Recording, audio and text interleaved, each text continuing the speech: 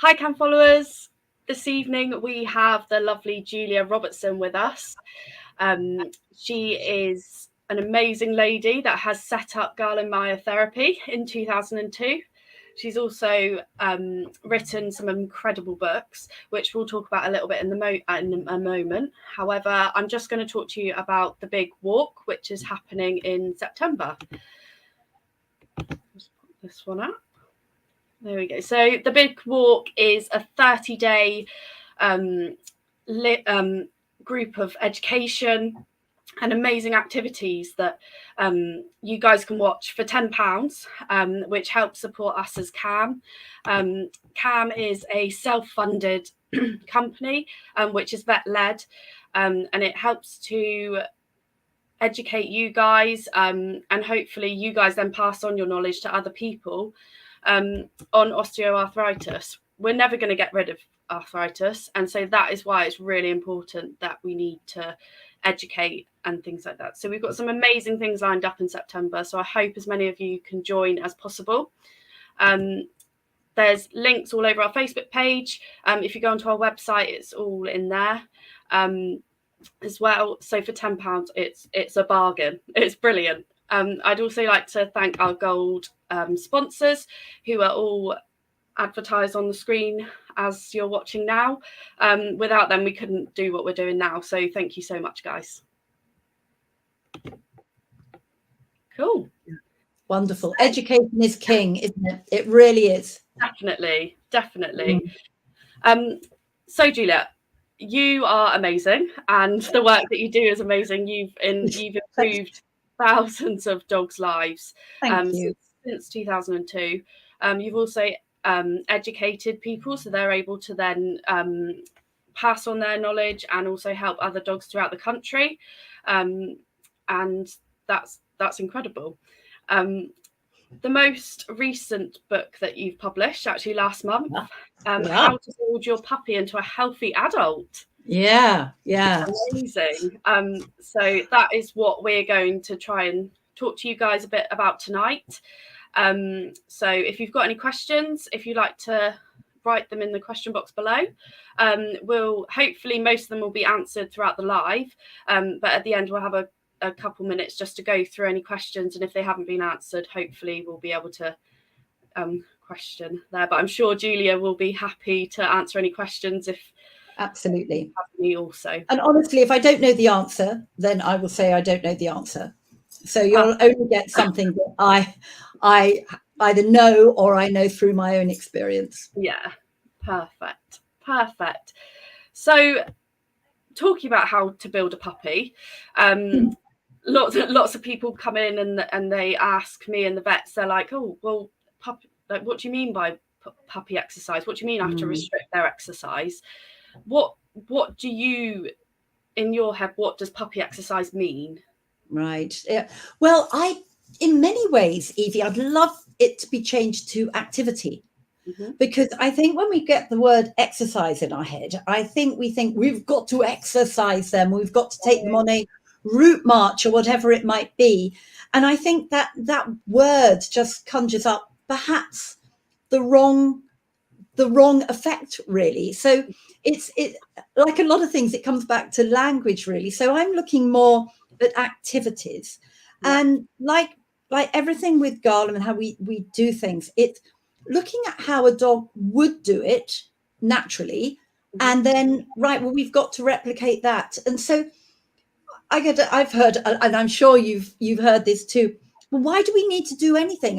They're a dog, they can, they will almost self-manage. Which of course they would if they were completely on their own out in the wild. But the thing is, what we've got to remember all the time is that we've introduced our dogs and our puppies into our environment, an environment that suits people. So I know you guys are always talking about it. I mean, we've been talking about slippery floors forever. And so it's looking at environmental things as well. But coming back to exercise, a puppy's exercise, there are so many different facets to this and within their activities. So it's more really of what they do in a day, not just restricted to perhaps those two walks they have. Yeah. But even if we go back to the walk, there are so many things that just need to be considered. And I would really love it if people just became even more empathetic with how it would feel for their puppy. So the type of equipment you put on them, would it be comfortable for them? Would it give them free movement? Does it hurt them? But are they safe at the same time? So it's looking at all these things as well. But if we look at activity, it's really, puppies' activity should be so varied. And because I think we get rather hung up with walking, so we put the collar on the lead, and all these things seem to be almost hardwired into us. You buy a collar, you put a lead on, and you take your puppy for a walk. Whereas there are two things we should really consider is their anatomy and what their anatomy is designed for, and also how things have changed over the last maybe 60, 70 years with how dogs are kept within our environment. And I think that's really important. When you look at, say, street dogs or dogs that live out without the environment that we've got, and they're roaming amongst themselves. And I mean, they have other issues, of course, but dogs, I mean, in my parents' generation, they used to almost open the front door and these dogs used to go off, and they used to meet up with their little club of dogs, and then they'd come back in the evening. So, of course, you know, you've got things like food and all those things that are very different there. Now, I am not saying open your door and let your dog out. I am not saying that at all. I want that to be absolutely clear. But it does, I think this is why things have really changed in fairly recent history for our dogs. So we now have to actively develop our puppies. And I think most people are familiar with socialization and how important that is to actually get your puppy used to their environment. So there's a window that you can do that in, and you should do that in, and how important that is, and how important it is to do it correctly too. Otherwise, you see it forever. Now, in my opinion, we have an equal window for physical development and developing those functional movement lines that are now quite well documented in dogs, that actually, as well as horses and people, that actually form movement. So we've got to be looking at developing our puppy physically, because it won't happen on its own within our environment. So walking just on a lead in a straight line is not going to do it. It's got to be varied. And we've also got to look at how we also join the whole dog up, the whole puppy up. So walks have got to be mentally stimulating as well as physically stimulating. And so I think the empathy, and sort of perhaps it's difficult to extend towards the nose because we don't have that skill, do we? No, not at all. And I think we would view things very differently if we almost saw through our nose. And for a puppy to be able to go for a walk or just go out and sniff and amble and explore and find out what their surroundings are like and who lives there and where they fit and what's going on. And basically, you know, someone's called it Facebook for dogs or for puppies, whatever it might be, that also helps their physical development too, because they're moving slowly, they're moving at their natural pace, but as well as that, they are moving in different directions. And that activates all the muscles that surround the whole body, not just in a straight line. Definitely. I think also because people always put a time limit on, they're always like, oh, you should be walking 5 minutes for every month of your puppy's life. And people tend to be like, right, well, in that short space of time, I've got to power walk to wear this puppy out. I've got to zoom and not let it sniff, not let it go to the toilet. you end up with this whole rush, and which winds the puppy up as well, because you're like, right, quick, march, Yeah, and not allowed. So yes, you have to walk them for a shorter amount of time, but just take it slow, as if it's an older dog with arthritis. exactly. You don't want to march your 100-year granny up the road, and you wouldn't march your 1-year-old kid that's just started walking up the road. I mean, it's very basic anatomy, really. You look at a puppy's length of leg, and you look at a human's. I have not met a puppy whose legs are the same length as mine, because it would be quite frightening. So we never walk puppies to their stride length. No. We introduce them to trot straight away. We don't allow them to walk, which is a 4-time gait, which is exactly what you were saying. And a 4-time gait naturally helps all these deeper stabilizing muscles and these myofascial connections. We'll talk a little bit about fascia in a minute, to actually activate. And that's what we're wanting. We're wanting these things to fire up and go, oh, that's how I should work. Oh, I should be able to take the hind limbs that way as well as that way, not just in a straight line, because then if they can do those movements, that means the muscles all around the leg and the joints have got a chance of activating and starting to work to then stabilize that region. And that is so important. And it cannot happen at speed and in just one direction. No. So when you're talking about the puppy being mentally stimulated on the walk, is it just allowing them to walk at their own pace and sniff and explore what's going on? Or have you got any other advice as to mentally stimulate them on their walk? I personally, I'm not a behaviorist, and I don't do puppy socialization, but I know that the two are completely integrated. They've got to be. So I do suggest that people do go to a good socialization with not too many other puppies, because again, they don't need too many others, and good flooring and all of that. But with my puppy Tilly, who's not a puppy anymore, I really tried to ensure as much as possible. I made mistakes, and I'll tell you the classic mistake I made, of actually introducing her to environment and giving her time. I think we do forget that they need time to process what they're seeing and what they're doing.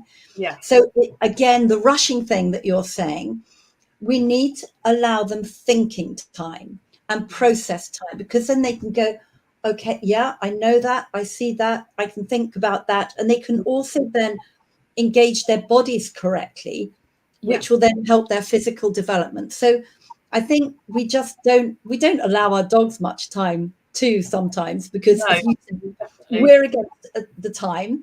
And actually, quite often it would be better just to go out for your allotted time and just walk a few yards around where you are and just let them sniff and have a look, rather than, say, the route march. So the mental and the physical obviously go completely together. Definitely. So moving on from walking, obviously you don't just walk your puppy. You have there's thousands of toys on the market, and you want to play raggy with your puppy and chuck them a ball and things like that. Do you have any tips or information that you'd like to share with us about different types of activities, like you said, and like when you're at home or in your garden? Absolutely. Or on the beach, wherever people take their puppy. Exactly. And the thing is, everyone has a different home setup. And I've been very lucky. I've worked with people all over the world, and some people live in apartments and they have a balcony and they will walk their dogs outside, but they might not have the luxury of too much grassland or woodland or anything else. So I've devised areas and activities that you are completely versatile. And I think this is so important, because you've got to be able to apply these things whatever your situation. So there are lots of things. You mentioned two things there, being sort of the tuggy thing. I like to call it give and take. And it's something that can go from a good play to a really bad play so easily. And this is something that I talk about a lot in my book. There are things that go from a low impact, which is a good impact because the body needs stresses and loadings to develop, to a ultra high impact within seconds. And lead walking is one, but pulling is definitely one. So if you're going to play, let's call it give and take rather than tug, because tug then indicates that it's a battle. So give and take, it's got to be done, and the puppy's always got to win. You are looking, and it must always be level with the dog's back, the puppy's back. You must never take it high, otherwise all the load goes into the neck and the shoulders, and they create this very disturbing muscle development in the back end, which is completely wrong. So the loading is wrong. So just be careful to keep it on a level, and it's definitely more give than take. But it's a game, and it's a natural game. But again, think of it, who would be playing this game if you weren't there as a human? It would be one of their siblings probably, so it would be at the same level. But you watch an adult play with a puppy and they will lower themselves to the puppy's height. So again, it's looking how you would do it naturally, and they always are giving.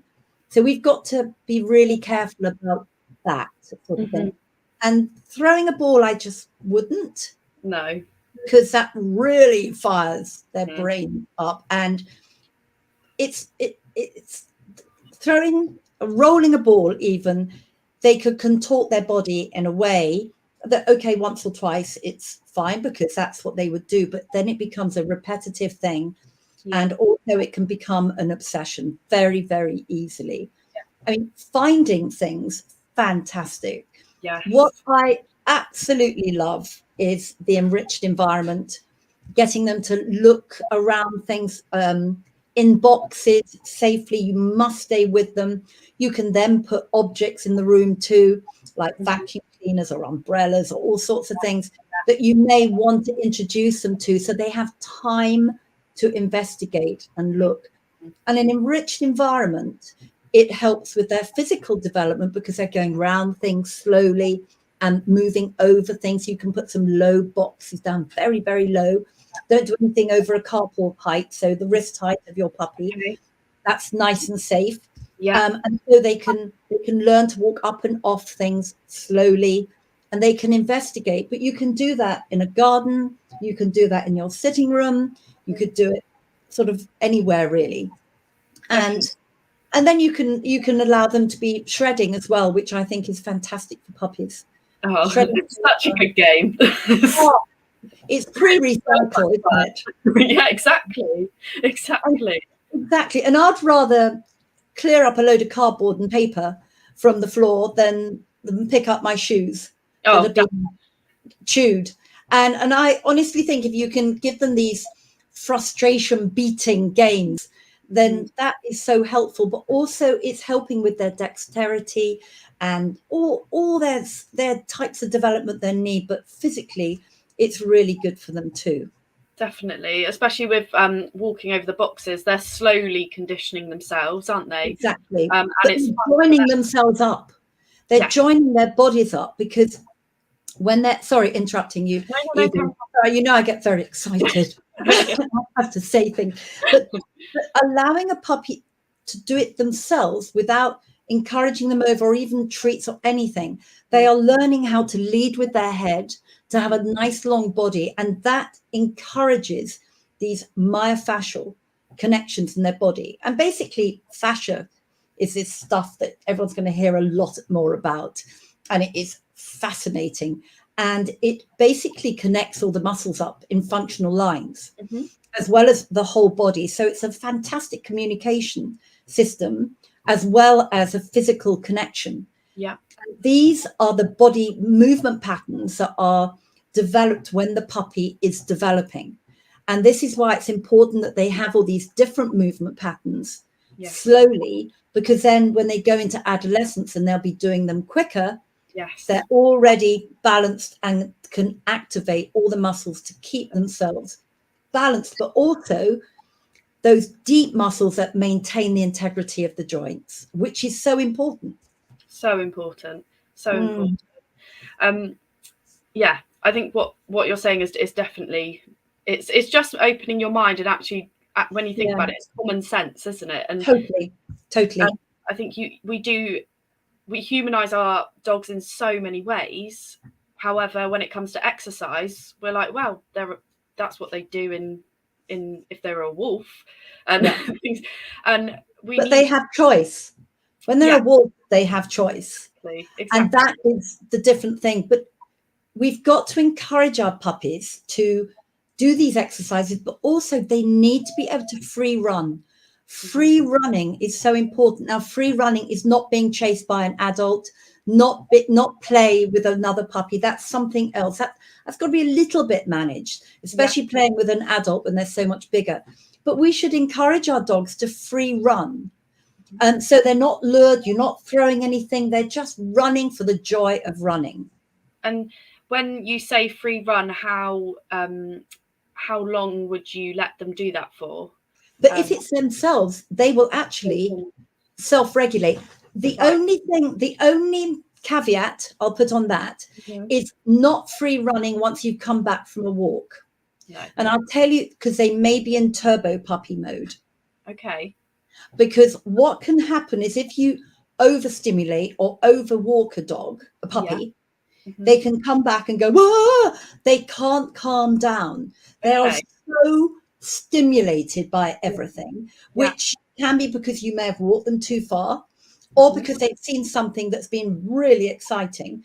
The walking too far is not great, obviously, but that's when you need to calm them down. That's when perhaps a bit of shredding or box tearing or something can be really, really good, or a snuffle mat or something like that, licky mat to calm them down. So the free running is really it's a separate thing. It's not connected to a walk. So it's just they go out in the garden and they run.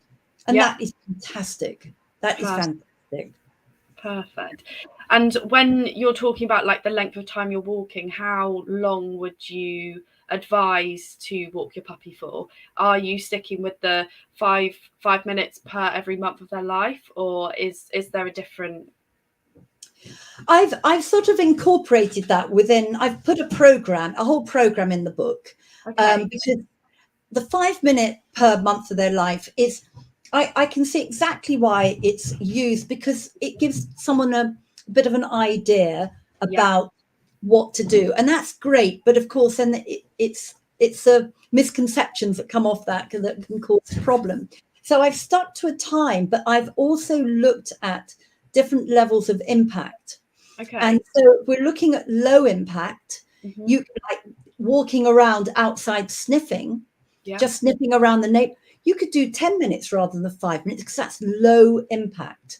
If you're doing medium impact, in other words, they're walking and doing a little bit of trotting, then you do want to sort of pare that back a little bit. But it's when you get into ultra high or ultra high impact, that's when you've really got to be careful.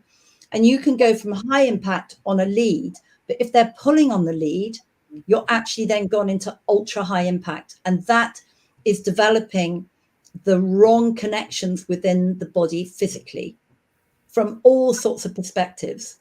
And obviously putting restrictions on the neck, the chest, depending on what you've got. But also when a puppy on a dog pulls, their whole limb alignment changes. And so the hind limbs, for instance, should be going like this, and when they're pulling, they go like that. So it's a reorientation. So that's when an activity can go from low impact to ultra high.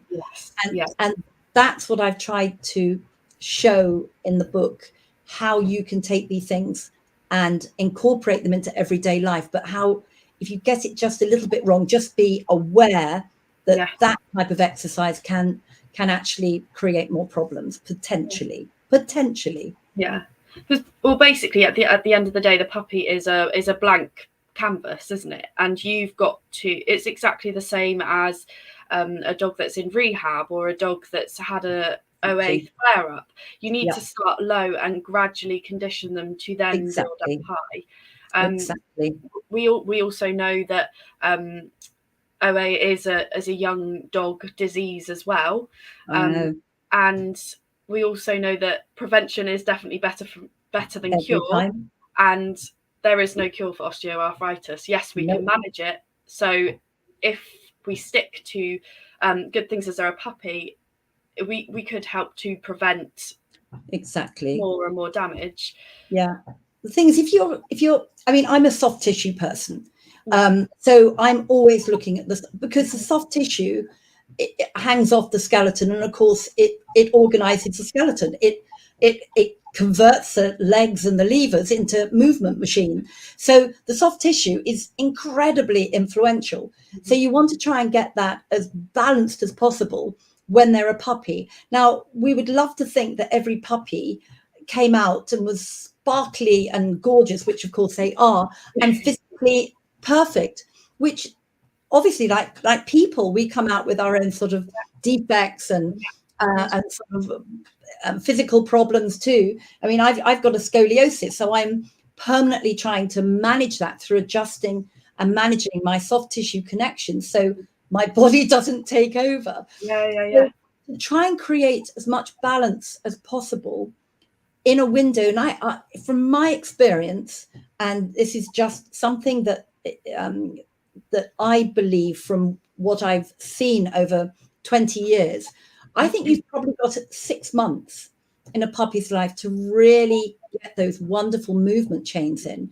And then you keep on just reminding it through their life. But once you've got them, they're quite well established. But it's getting those established. And so if a puppy has got something that isn't quite physically orientated correctly, to have that balance is a very good start. Cool. We also, obviously, we have, like you said, all puppies, obviously, they're all wonderful and they're perfect puppies. But we obviously do have those breeds that are predisposed to having joint problems, which then results into the muscle wastage and the malalignment of the fascial layers and things like that. For people with, so say someone's gone out and bought a Labrador puppy, obviously good choice. Very good choice. Very good choice. But obviously we do know that they are predisposed to hip dysplasia and elbow dysplasia. Is there more care that you would take as an owner in that case? Is there different exercises that you would do, or would you just treat that as any other puppy? I'd be more vigilant at ensuring that the exercises were mixed up, as I did with Tilly, because she's a Labrador. Very aware of these potential conditions. So I was just really vigilant, and with doing things like the enriched environment, looking at over different surfaces to help her actually work out where her feet had to go, but slowly. Do little exercises, little poles on the ground at a certain low height. So she had to learn very easily to connect all her legs together, but allow her movement. They have got to get out and move. I know people use crates, and we're going to go there. We're going to talk a little bit about crates, but they need to be moved and be empathetic. How would you feel if you were shut up and you were a young child? You might get quite frustrated. Yes. But we're looking at potential safety. So maybe the dog's safety or the puppy's safe there for a few minutes, as long as someone's there. But they need to move. It is really, really important that they move, are not forced to move. So it's got to be a real choice thing.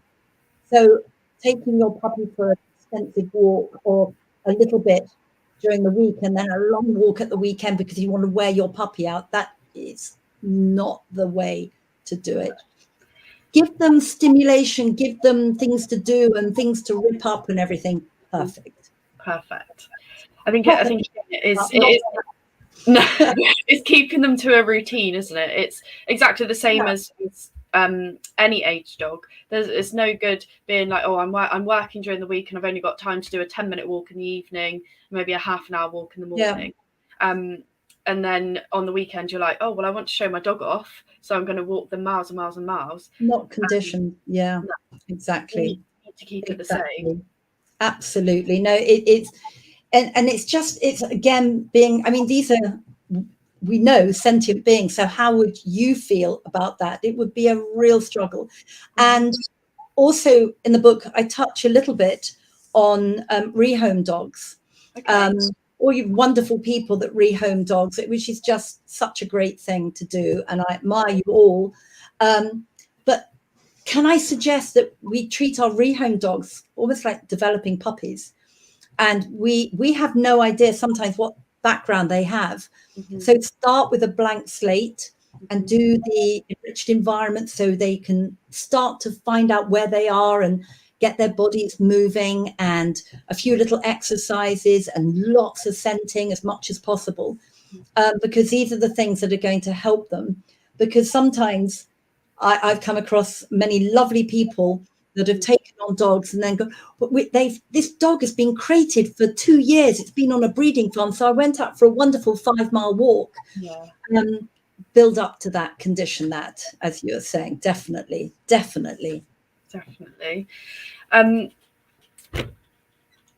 Sorry, my mind went blank then. But yeah, no, definitely.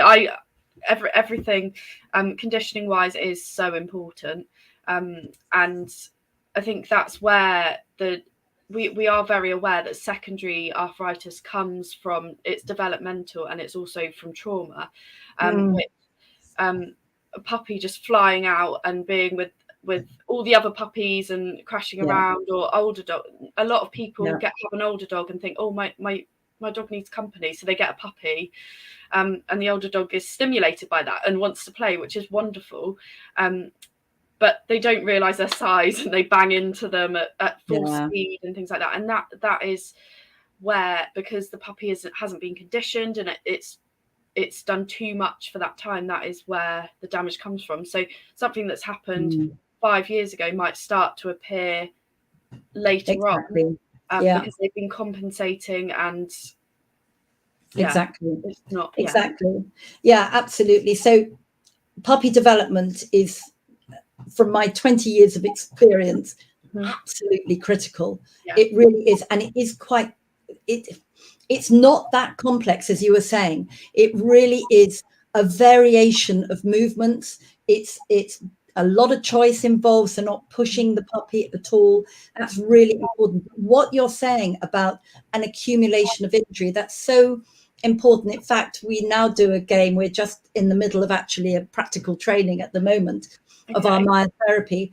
And I've designed this game, that I can't name it, but it's called the building blocks, when you take out different blocks. And in a third of these blocks, I put various things like accident, injury, lead pulling, all these things that have this repetitive impact on a dog's body from a soft tissue perspective.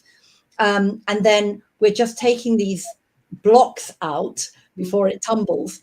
And any block with an accident or injury named on it has to go back on the pile, because that dog has to hold onto that, or will be holding onto it. So we're removing all the good piles until finally one block comes out and the whole thing collapses. And that's what we see a lot. They were fine yesterday and today they're lame. They haven't been fine for months, and it's just an accumulation. And this is where, again, the puppy exercise is so important, because you don't want them to be getting into these repetitive injuries like ball chasing, like frisbee chasing, like jumping out of a car, like jumping off furniture, slippery floors. All these things can have such a negative impact on their soft tissue balance and development that they start to, as you say, compensate, which is a result of the fascia. It goes, oh my goodness, you need more help here. So it will build more collagen over a certain area to support a dog, and that's when they start having postural changes. So we want to try and remove these repetitive actions, or limit them, or be aware of them from the very beginning. Absolutely, from the beginning. And the longevity of your dog has greater potential, much greater potential. Definitely. I mean, that's what CAM advocates is your dog more years, which absolutely you start now when you've got this perfect bundle of joy, and you will have more years. Exactly. We're not doing it. I think a lot of people come into the vets and the vet's like, oh well, actually you do need to restrict the exercise, and they're like, oh, boring. I've got this really cool new toy puppy, and I want to show it off. They want to, and everyone does.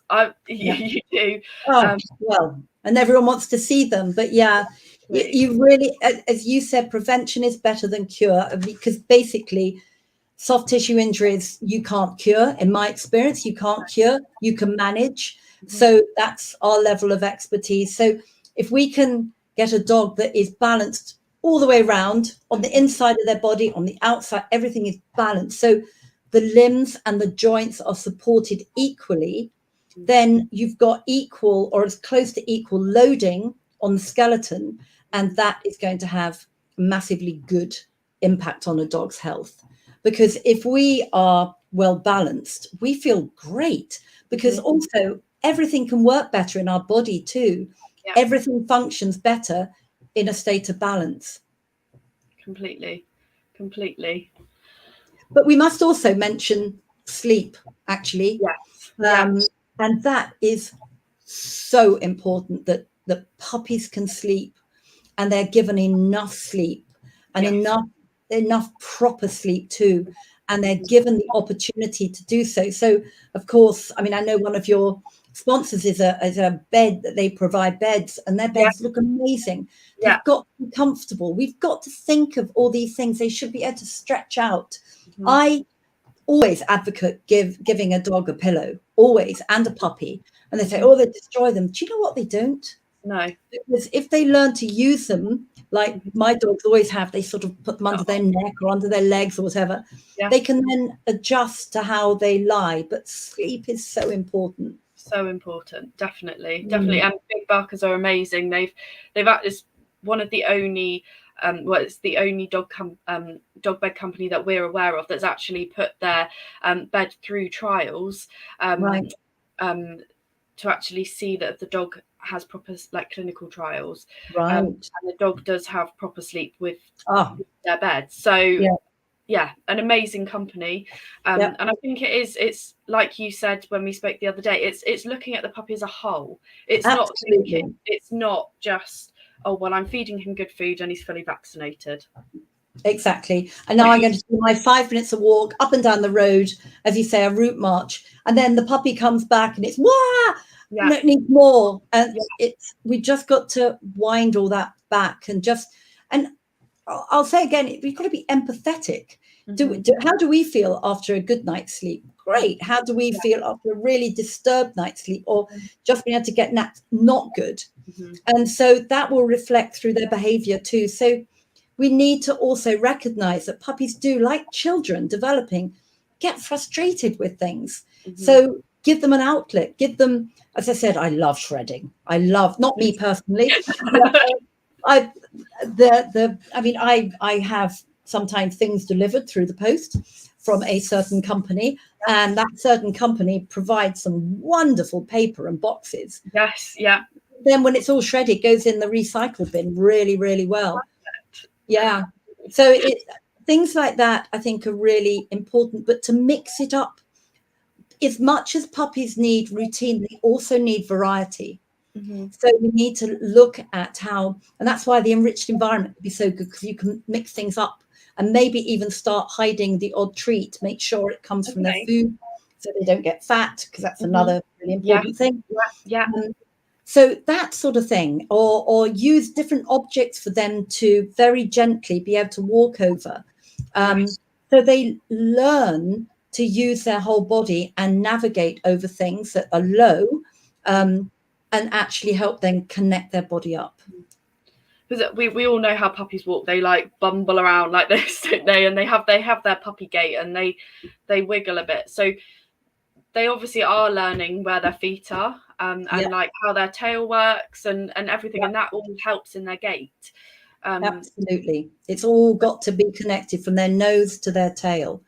And it was fascinating to see. But as I said, I've always put the poles out and things on the ground, low poles, and very light, so they can walk over them. And I used to also, I do food searches over them too. Still do it now with both my girls.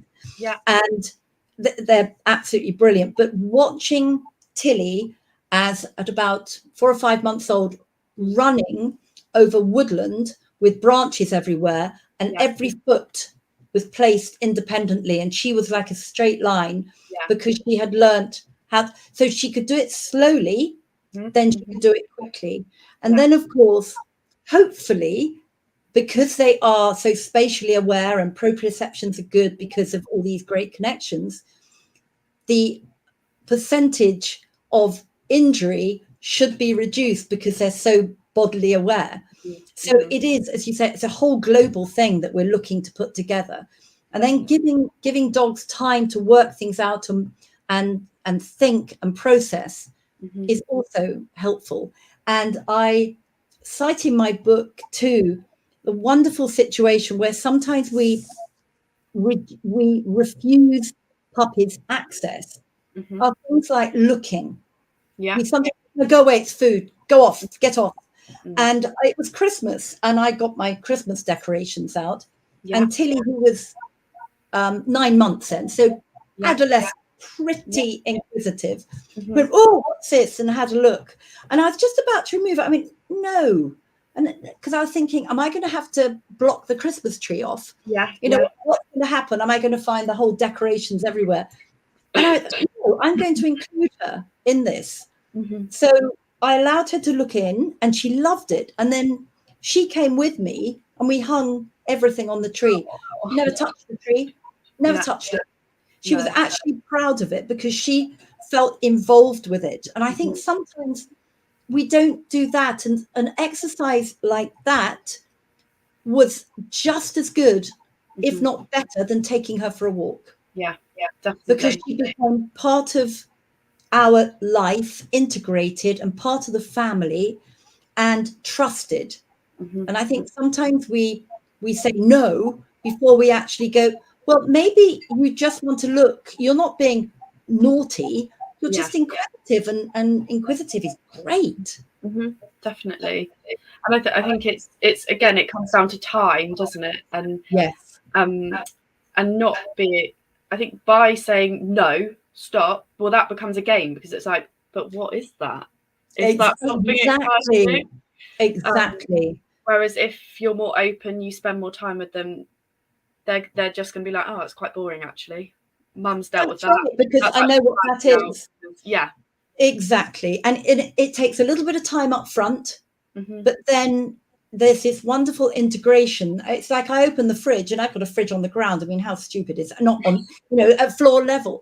And I can walk away from the fridge, and they'll both have a look and a sniff. But as yet, they probably will tonight now. As yet, they haven't stolen anything, because they know they can look, but not for them to take. No, definitely. They get it, don't they? Yeah. So those things actually are as important as being integrated part of you, which makes that bond and connection even better. So when you're playing games together, you've got that understanding. Perfect. I know we spoke a little bit on the phone the other day about like the sports puppy, and we have had a couple of questions come up. All right.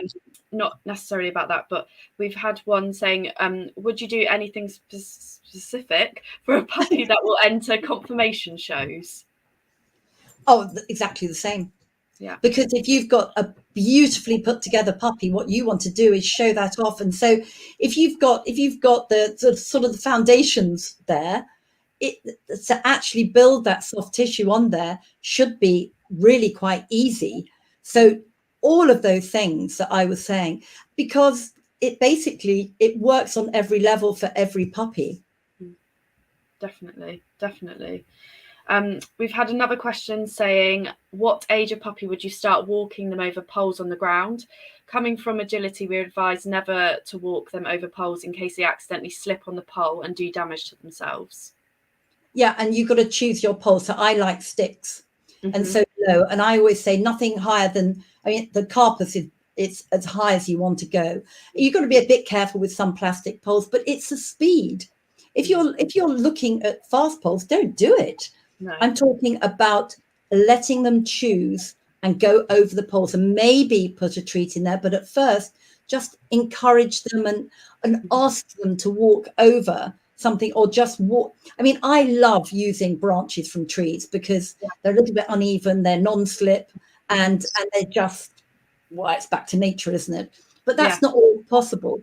It's all about the speed. So if they're allowed to choose and work it out, they should be okay. I put my puppy, almost as soon as I had her at 8 weeks, I put a few things out just for her to walk over that were perfectly safe. I didn't call her over them. I just left them there.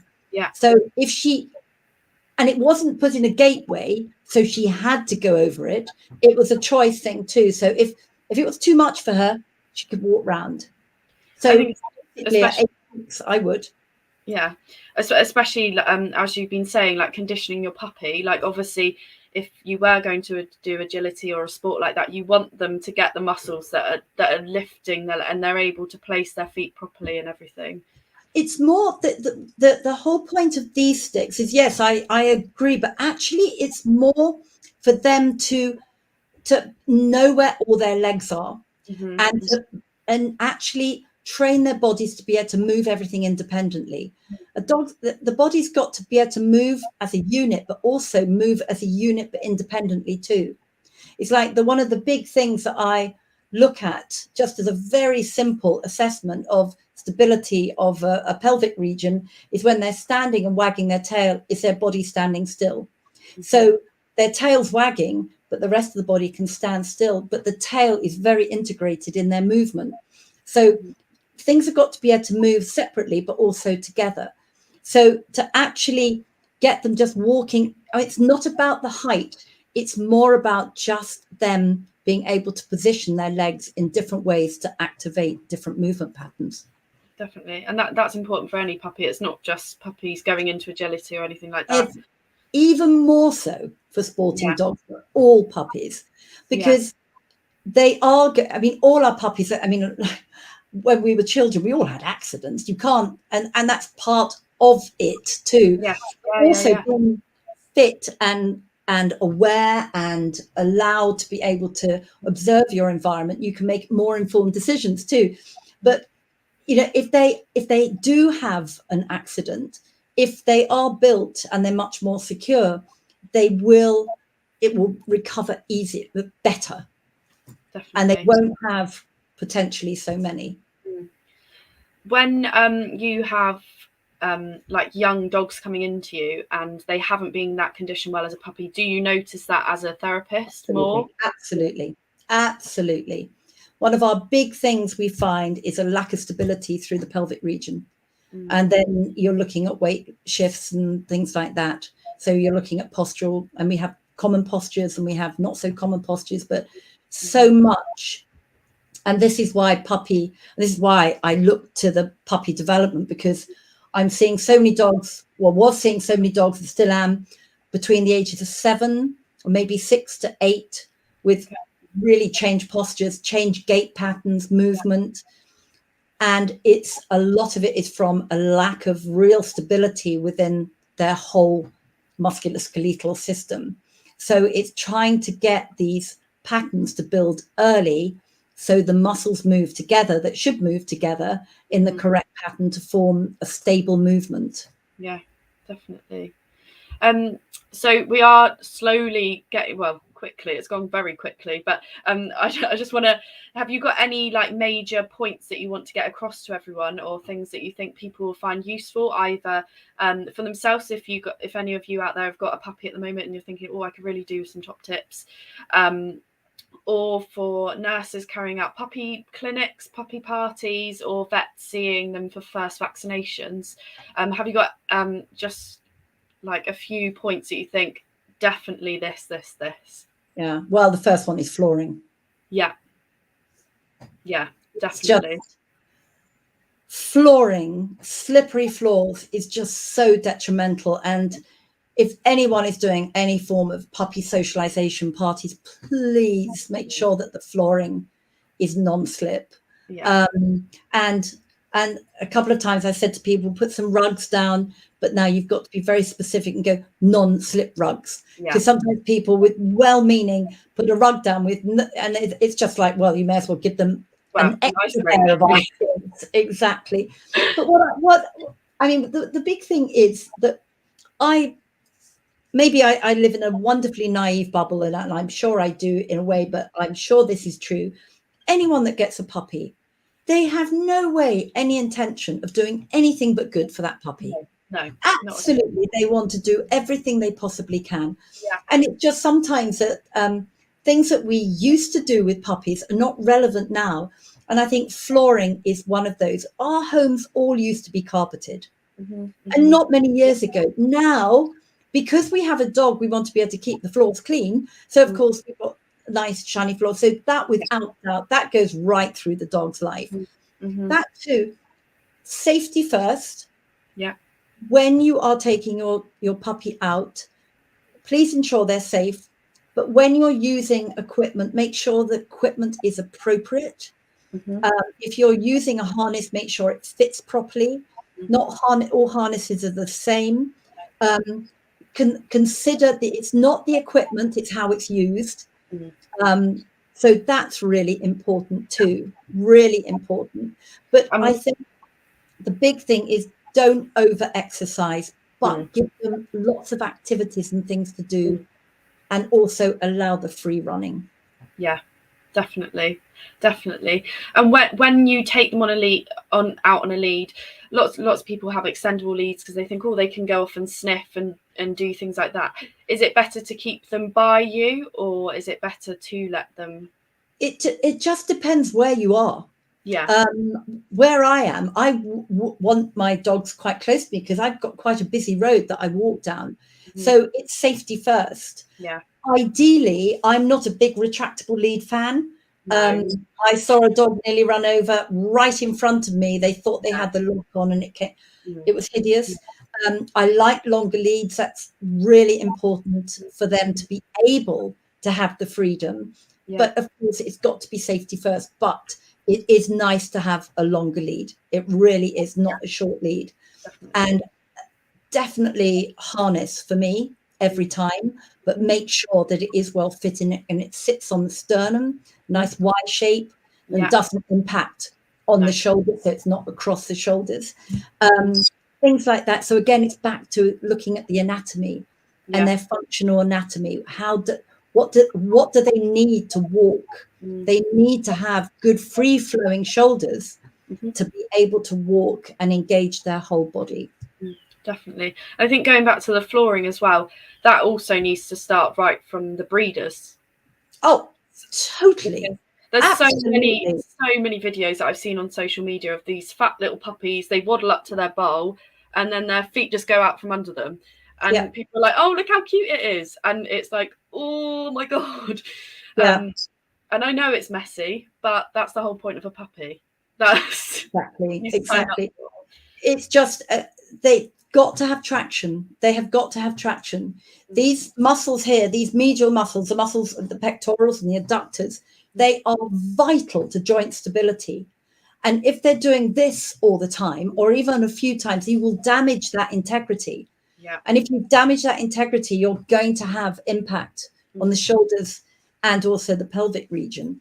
That just is, that's pure mathematics. Apart from anything else, you're balanced on the inside and the outside. If the inside is damaged, it's not going to be balanced.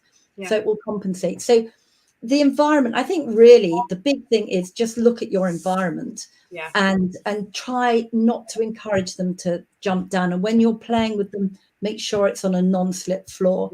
And as I said, those appropriate games. And please don't start by throwing a ball for a puppy. Hide a toy. That's a great game. So really the environment is so important. And it really is.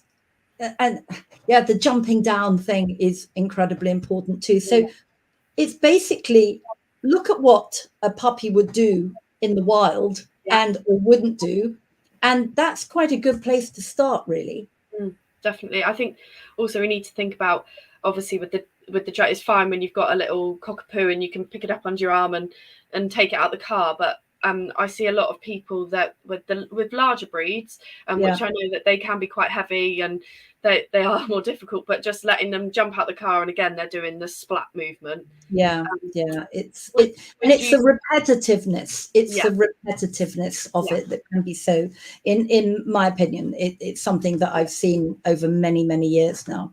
Would you suggest for people to start at like a puppy age, just if they have a larger breed, to use like a slope coming out of the car? Just so they get used to it then.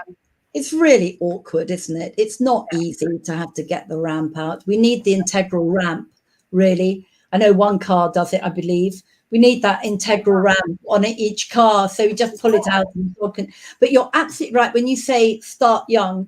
Perfect, because by the time, as I said, I've seen this many times, when the dogs get older, their balance and their confidence is nothing like it would be when they were younger. Completely. I get a lot of clients say, "Oh, I think I'm going to start using a ramp. I've seen a ramp online, but my dog, like, they've spent hundreds of pounds on this ramp, and the dog just won't use it." And a little tip for that. A little tip is, if they may not be seeing it clearly. So you can put some yellow strips, and apparently if it's grey, I think yellow is quite visible, isn't it? Oh, that's a really good tip. Good tip. That's what I was told. I haven't had experience with that, but I've been told that helps. So anything that's going to help, isn't it? Perfect. Well, that was absolutely brilliant, and you've answered so many of my own questions, and also given me a lot of information. So giving me a lot of things that I can pass on to clients, and I'm sure everyone else is feeling the same way. So thank you so much. Can I just do a quick plug? Of course you can. All of these things are in here, but in much more detail. So if anyone is interested, there's quite a bit of anatomy in there, just low level, so people understand what bits I'm talking about. And I think that's quite important. It's when you're driving a car, you don't want to know the intricacies of all the engine, but it's quite useful to understand how it works. Definitely. And I think that is important, to understand how our dogs work. Then we can understand ourselves what to do, rather than always be referring back. I love to empower knowledge, if that makes sense. So people can make their own decisions, their own informed decisions. And your books are amazing. I've read your physiotherapy thank you. Amazing. And it's you're able to understand it. It's not too like posh words, as I say. I don't know posh words. Sometimes you read books and you're like, I've read that, but I don't understand it. But the way that you write it is very easy to read and things like that. Thank you. Well, I'm a practitioner. I'm not a very, very clever academic. I'm not.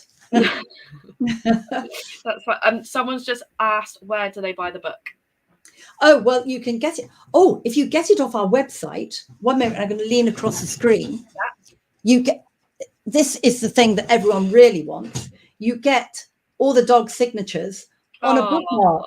That's so cute. You can't get that on Amazon, can you? You can get it from the Galen Myotherapy website, but of course you can also get it from all major bookstores. Of course. Amazon and Foyles and all. You can get it from there, or straight from the publisher. Amazing. Well, thank you so much, Julia, and thank you for your time. Well, I don't know where the hour's gone. There aren't any more burning questions that people want. They can always, if anyone's got any questions, you can go onto the site and ask a question on our website, which is Galen Myotherapy. Perfect. That's amazing. So I hope you've all enjoyed it this evening, and I hope as many of you that have enjoyed it can go over to our website and have a look at our big walk in September. And I'd also like to just thank our major sponsors again, especially as we have spoken about Big Barker's Beds this evening. I'll just pop this little video up for you guys to see. They're an amazing company and their beds are amazing. I've sat on Luna's, which is Hannah's dog, and it's very comfy. I recommend it, definitely. It's very comfy. So I hope you'll enjoy the rest of your evening, and we'll see you next time. Thanks, Evie, so much. Bye, everyone. Bye-bye.